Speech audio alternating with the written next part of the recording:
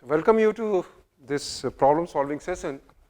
What we did so far was we studied the principle of invariance, and we realized that in certain estimation problems the problem at hand may be having a very good structure, in the sense that that problem of estimation remains invariant under a group of transformations. Now, if that is the case, then we know that we can always restrict our class of estimators under consideration, and we restrict our class of estimators to be among invariant estimators only. Now, once we have done that, we try to find out the best estimator within this class, provided it exists. And we saw that three different models where in certain situations the best invariant estimator exists. The first model was the location probability models, one sample. So, one sample location probability models, we saw that the problem has a very nice structure in terms of the fact that it is invariant. The involved probability distributions are invariant under an additive group of transformations. The relevant estimation problem is invariant, so we can restrict our attention to class of all invariant rules. And then we saw that G bar acts transitively in this case, so the risk of any invariant estimator is constant. Once that happens, finding the best invariant estimator is not difficult. Similar thing we repeated for scale invariant probability models and the affine probability models. So, that means probability models which remain invariant under a affine group of transformations. Last time we did a few problems where we considered estimation of a parameter which is different from the location or scale. It could be a combination of the location and scale. So, for example, we saw in the case of exponential distribution, we studied the estimation of quantile, which is mu plus eta times sigma, where mu is the location parameter and sigma is the scale parameter. So, let us see a few other situations where we can use our intuition to find out what should be the group of transformations under the problem has a nice structure, or in other words, the problem remains invariant, and then we try to see whether we can find the best invariant rule in those situations or not.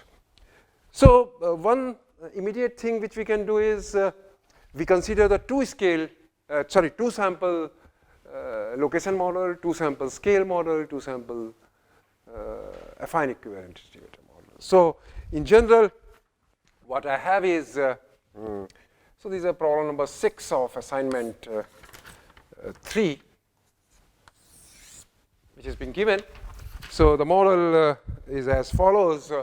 So, what you have is a sample x1, x2, xm. It could be from one population. Then have another sample y1, y2, yn. They may be dependent also. And what I assume is x and y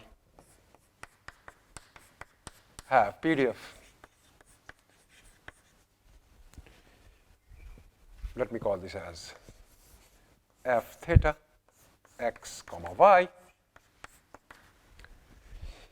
which is a two scale model. So, 1 by sigma 1 to power m. So, there are two scale parameters, 1 by sigma 1 to power m, sigma 2 to power n, f of x1 minus mu 1 by sigma, xm minus mu 1 by sigma, you can call this as sigma 1, y1 minus mu 2 by sigma 2, yn minus mu 2 by sigma 2, where the vector x, which is x1, x2, xm, and the vector y, which is y1, y2, yn, they belong to Rm cross Rn. My theta could be mu 1, mu 2, sigma 1, sigma 2. So, one can think of various situations under which the problem remains invariant. Of course, one can consider various variations of this problem. One variation could be, I assume, mu 1 and mu 2 to be 0. So, that means, or in other words, mu 1, mu 2 to be known and equal. So, one way is case first, I consider mu1 is equal to mu2 is equal to 0. That means this is 0, so that means I have a 2 sample scale model. So this corresponds to 2 sample.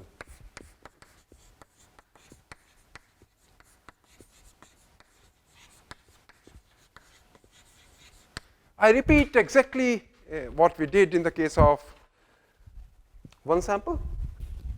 So I have to find a suitable group of transformation. When there was only 1 sample, I consider group of transformations to be GC of x1, x2, xn as Cx1, Cx2, Cxn.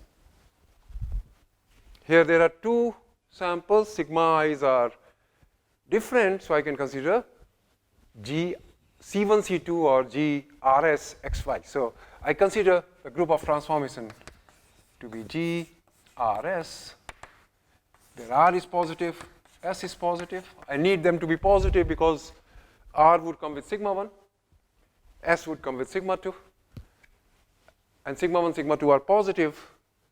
So that is why you need R sigma 1, R sigma 2 to be positive, or equivalently you need R to be positive and S to be positive. Now here parameter space theta is R square cross 0 infinity square, because mu1, mu2 can take any value in the real line. So mu1, mu2 together take values in R2. Sigma 1 and sigma 2 are positive. So sigma 1 and sigma 2 together take value in 0 infinity square. So what is the GRS xy? Note that x is a vector x1, x2, xm, and y is a vector y1, y2, yn. So this is nothing but rx1, rxm, sy1, syn,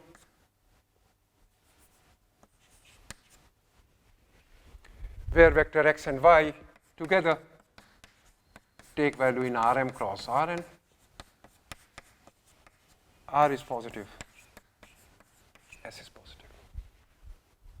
Right? You can see that if you consider the PDF of Rx1, Rx2, Rxm, which is basically this corresponds to, and Sy1, Sy2, Yn, mu1, mu2 are 0, so x1 would be T1 times R.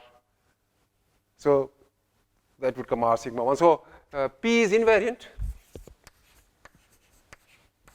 under G, because you can look at what is the PDF of Rx1, Rx2, Rxm, and Sy1, Sy2, Syn. So it would be nothing but Jacobian would be coming out to be 1 upon R to power m, 1 upon S to power n. So it becomes R sigma 1 to power m, S sigma 2 to power n. Then Rxi is, I am putting as Ti. So Xi is Ti by R. So Ti by R sigma 1, Ti by R sigma 2. Similarly here, Y1 by S sigma 2. So what is happening is, again I am in the same family, except that sigma 1 becomes R sigma 1 and sigma 2 becomes S sigma 2. So P is invariant under G with induced group of transformation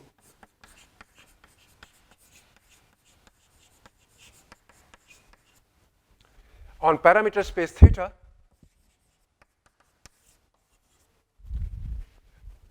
G bar,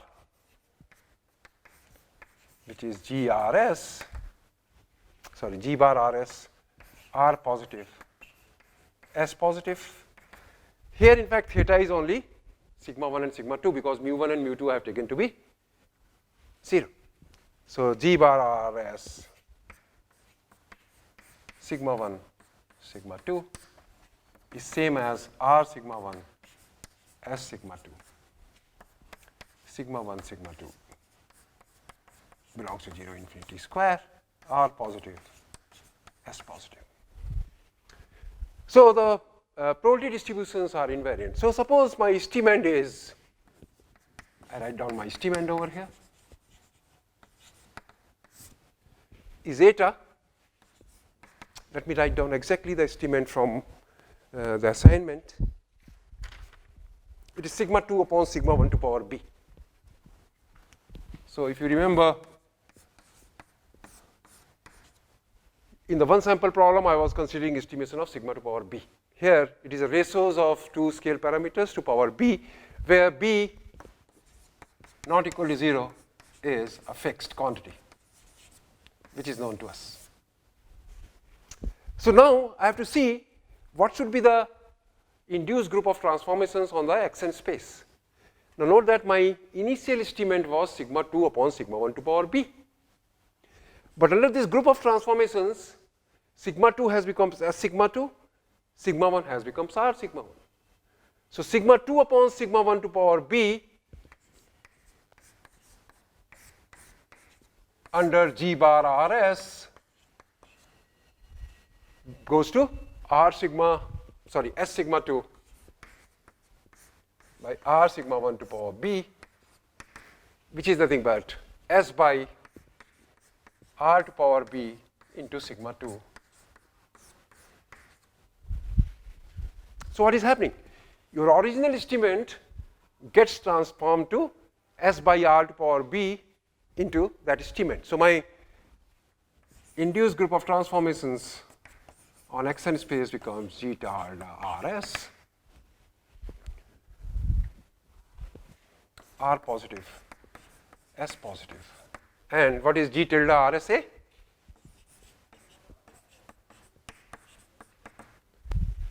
Is nothing but S by R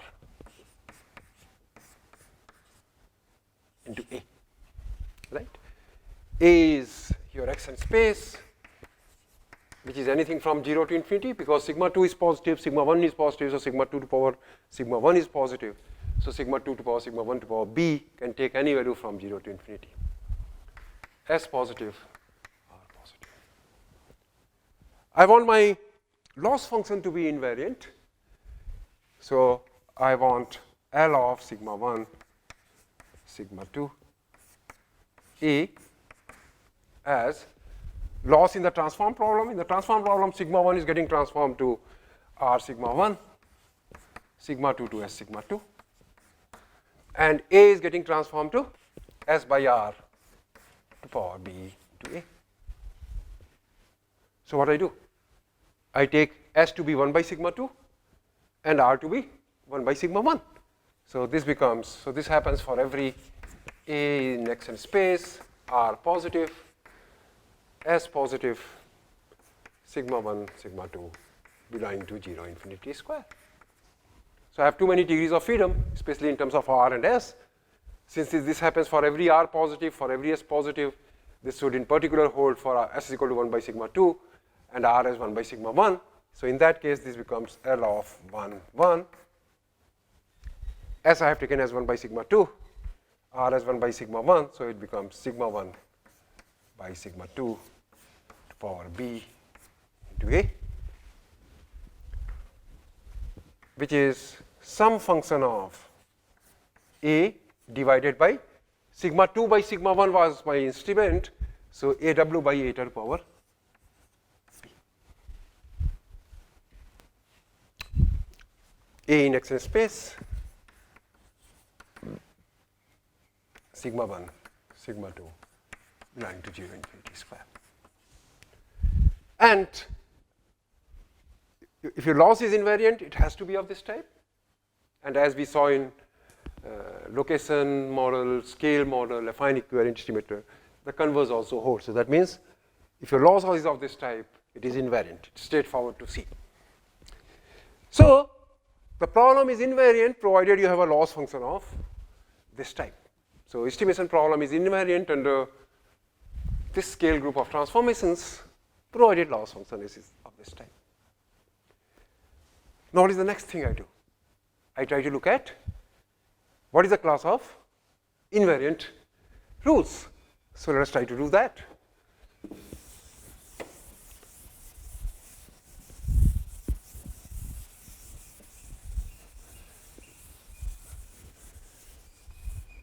So delta is in DI. So again, I'll consider non-randomized estimators because I'll choose my loss function to be such that it is convex in A, or in other words, W of A by eta to power B is convex in A.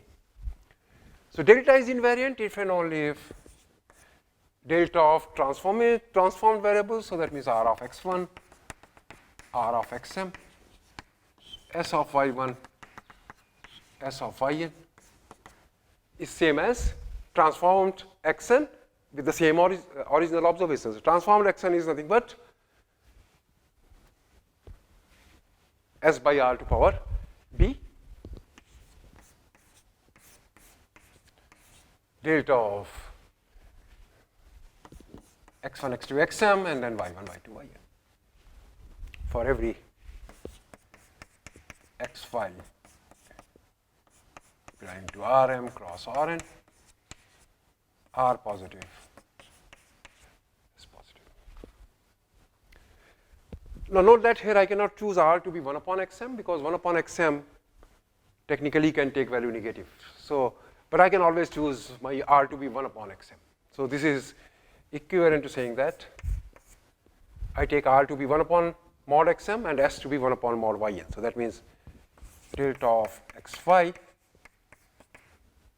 is R upon S to power B, and R I have taken as 1 upon mod xm. So it is mod of yn divided by xm to power B delta of x1 upon mod xm,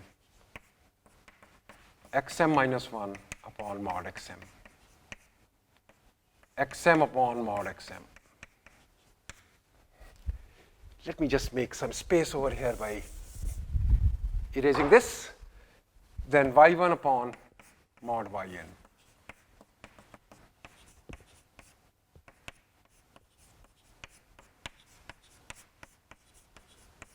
Now note that this together is a one-to-one function, as if I don't have a mod over here, because the last variable determines the sign xm upon mod xm, because if that is 1, that means xm is positive, if that is minus 1, that means sign. So last component determines the sign. If it determines the sign, mod of xm I know. So in terms of xm. So because if I know the sign of xm, then xm and mod of xm are one function. So the same as x1 upon xm, xm minus 1 upon xm, xm upon mod of xm, y1 upon yn, yn minus 1 upon yn, and yn upon mod of yn. So this is some function of this quantity, which I can call as a small w. So this is same as mod of yn upon xm to power b, and then I can write down this as 1 upon u of w, and this quantity, let me call this as w. So w is nothing but x1 upon xm, xm minus 1 upon xm, xm upon mod of xm, y1 upon yn, and so on. And converse also holds, right? So one can say that delta is invariant if and only if this happens. So my delta is invariant if and only if delta of x comma y is nothing but mod of yn upon xm to power b upon u of w for some function u is defined from where? Rm minus 1 cross minus 1 minus 1 1 cross Rn minus 1, which corresponds to this, cross minus 1 to 1. So this is this. Now note that this estimator, mod of yn upon xm to power b, itself is invariant. Why? Because when I change x1, x2, xm, y1, y2, yn to rx1, rx2, rxm, sy1, sy2, syn, yn is s r, so s upon r to power b times the original thing comes over here, and that is a definition of a invariant procedure. So this itself is invariant. Now the question is, can I replace this by arbitrary scale invariant or invariant estimator? So let delta naught belonging to di be fixed, then delta is invariant if and only if delta of x phi is same as delta naught of x phi upon u of w or some function of this type. So I've characterized all invariant procedures in terms of any given fixed invariant procedure. If delta naught is fixed, it's of this type, then you get this. Otherwise, you can take in general any delta naught which belongs to di. Now, proving is again very straightforward. You can look at delta of Rx1, Rx2, Rxm, Sy1, Sy2, Syn. It should be delta naught of R phi u of this. Now, note that in W, Rx1 by Rxm, same R is there, so they will get cancelled. This remains as it is. This is invariant. So this would become S by R to power B of delta naught of xy. So you get S by R to power B of the original estimator only. So this is just straightforward, and we have repeatedly done this, first for the location case, then for the scale case, then for the affine case. So straightforward. Now we also saw in many situations this W turns out to be ancillary. Now it is exactly the same model. W is turning out to be x1 upon xm. So if you look at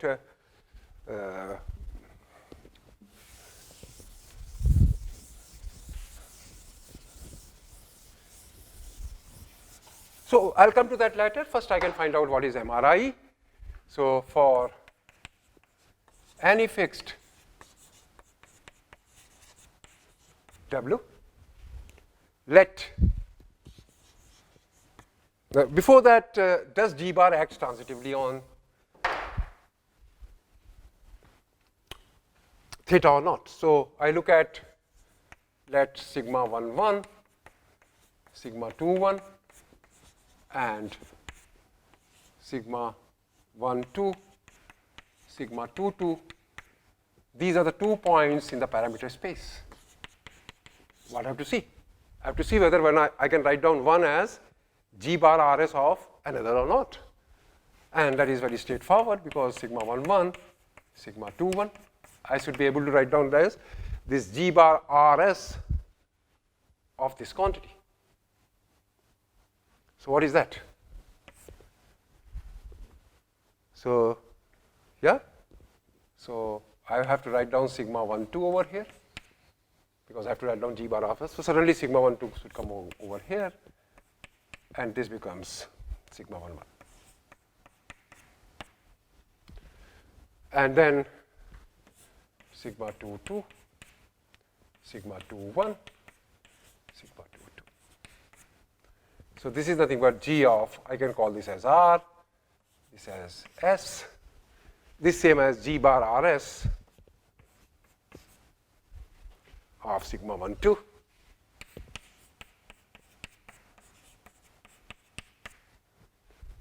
Sigma 2 2. So I took any 2 points and I said that they are related through G bar Rs for some R positive and some S positive through G bar Rs. So G bar acts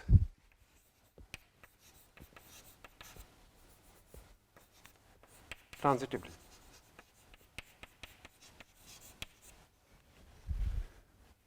On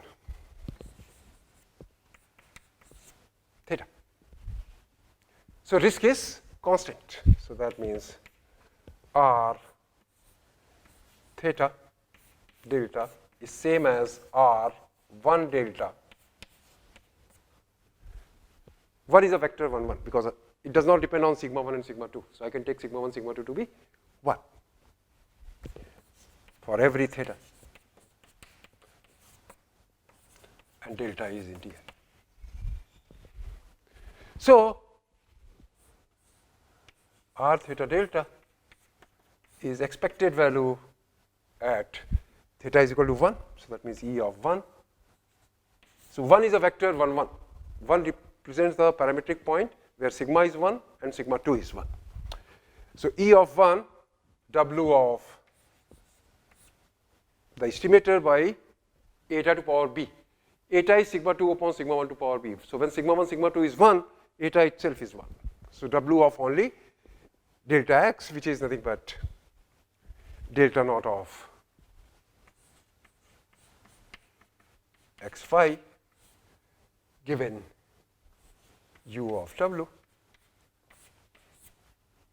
I can write down this as expectation of a conditional expectation, which is same as E of 1 of W of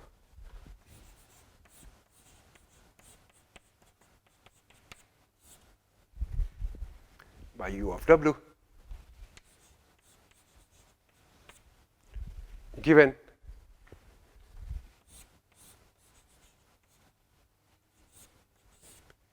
so what I try to see is when W is fixed, UW is a fixed quantity.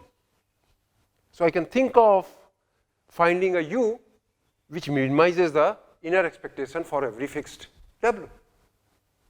And that may be possible because I have to do the minimization only at one parametric point, which is sigma 1 is equal to 1 and sigma 2 is equal to 1. So in fact, I have gotten the result which is exactly on the same lines as for the location case, scale case, or a fine equivariant case. So for any fixed W, let U star, which is same as U star W, minimizes psi u, which is E of 1 W of delta naught x phi by u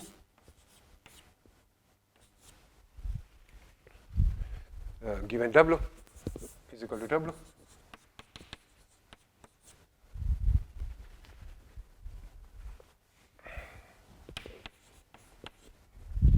Then the MRI is delta star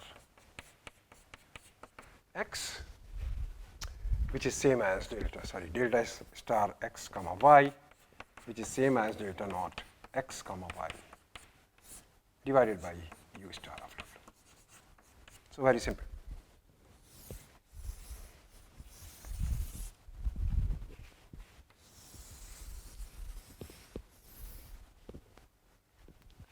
Now, one nice function could be Wt as t minus 1 whole square.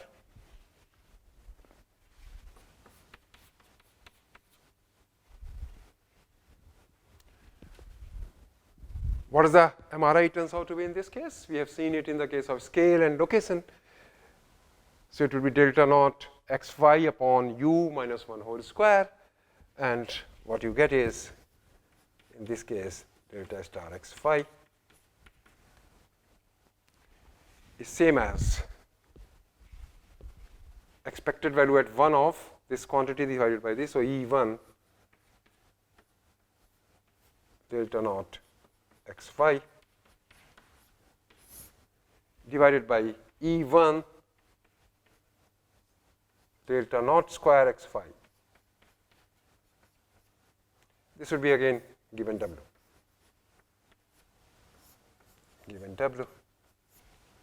into delta naught x phi, right? Because if W2 is t minus 1 whole square, what you have to minimize is, let me take it over here, what you have to minimize is E of 1 delta naught x phi upon u minus 1 whole square given W, and then it is a quadratic in 1 upon u square.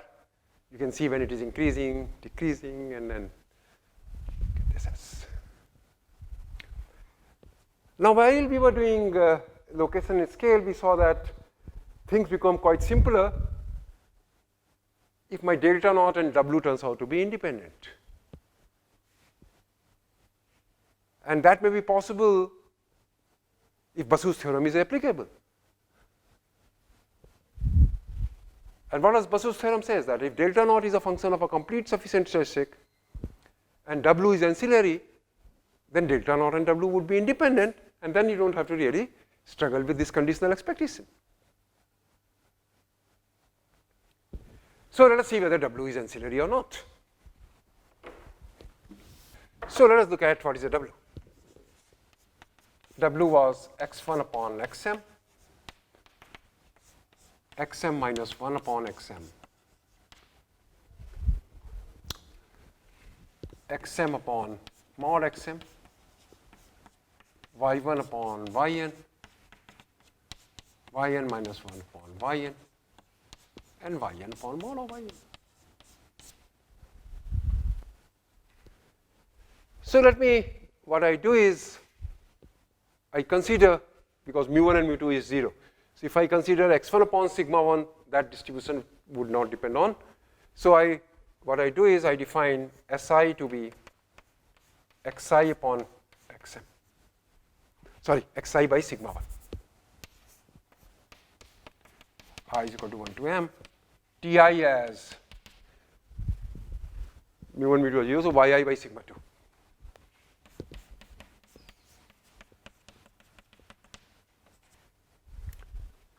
So what do you get? The vector S and T has PDF. So Jacobian would be these are 1 upon sigma 1 to power m. So this would just get absorbed in Jacobian. Similarly, 1 upon sigma 2 to power n would get involved in Jacobian through Ti is equal to yi by sigma 2. So this would have a PDF f of S1 S2 Sm, T1, T2, Tn, just this PDF. So sigma 1 and sigma 2 vanishes. So this says that this is ancillary. Or in other words, the joint distribution of S and T does not depend on theta or sigma 1, sigma 2. But what is W?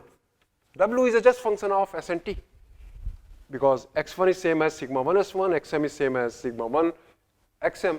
So sigma 1 gets cancelled.